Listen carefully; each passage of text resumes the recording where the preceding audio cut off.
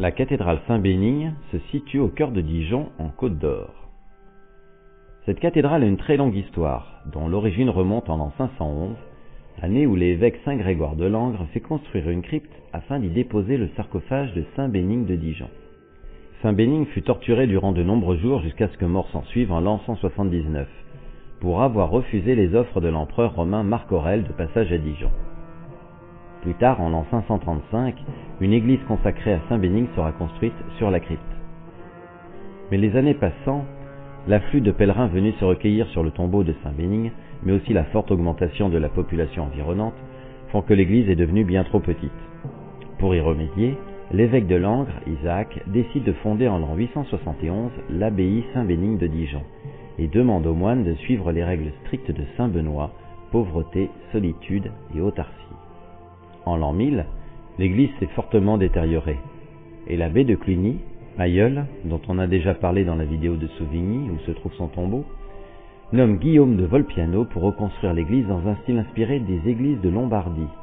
L'ancienne sera totalement rasée. En 1137, un incendie ravage la quasi-totalité de la ville, et donc une partie de l'église et de l'abbaye. L'abbé Pierre de Genève fait rebâtir une partie de la basilique en église romane.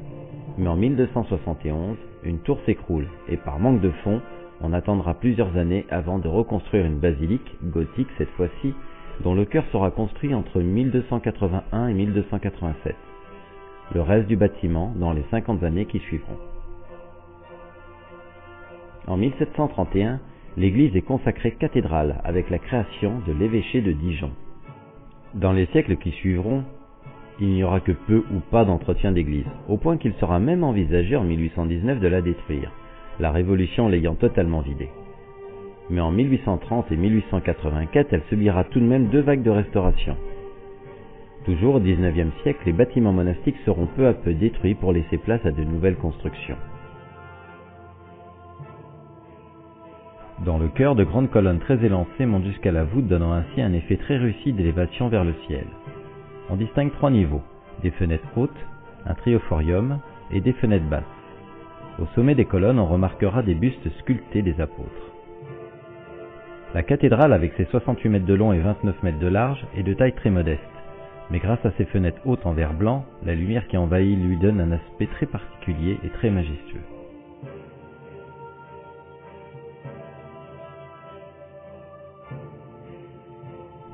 Les fonts baptismaux ont été installés lors d'un réaménagement remontant au XIXe siècle. Surmonté d'un ange en bronze, il contiendrait une partie des restes des ducs de Bourgogne et des membres de la famille ducale ensevelis à la chartreuse de Champmolles et ramenés en 1792 au lendemain de la Révolution. En empruntant le bas-côté nord, on redécouvre cette couleur ocre typique, avec au fond la chapelle du Saint-Sacrement datant du XIXe siècle.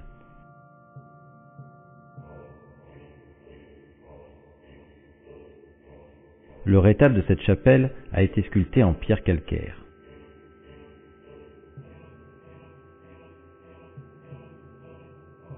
Voici le sanctuaire, c'est-à-dire la partie où se trouve l'autel. On remarque toujours cette grande clarté, les fenêtres basses, le triforium et les fenêtres hautes.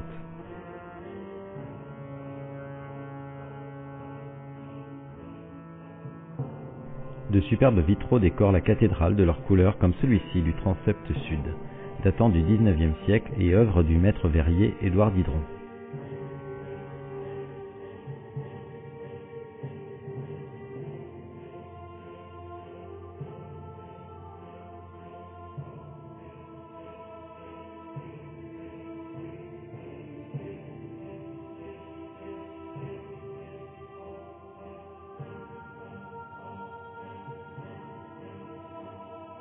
Les peintures et les sculptures sont omniprésentes en ces lieux, comme cette statue de Saint Jean l'Évangéliste.